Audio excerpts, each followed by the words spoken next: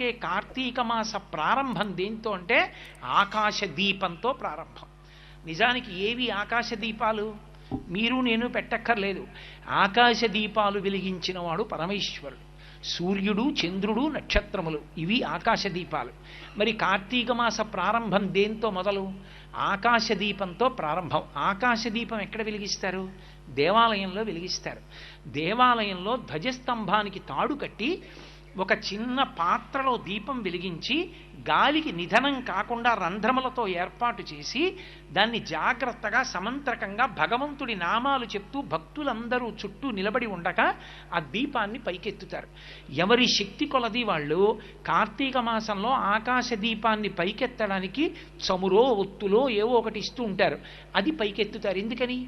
ఇప్పుడు ఆ దీపం ధ్వజస్తంభం మీద ఉండి అంతటా వెలుతురు చిమ్ముతుంది. ధ్వజస్తంభం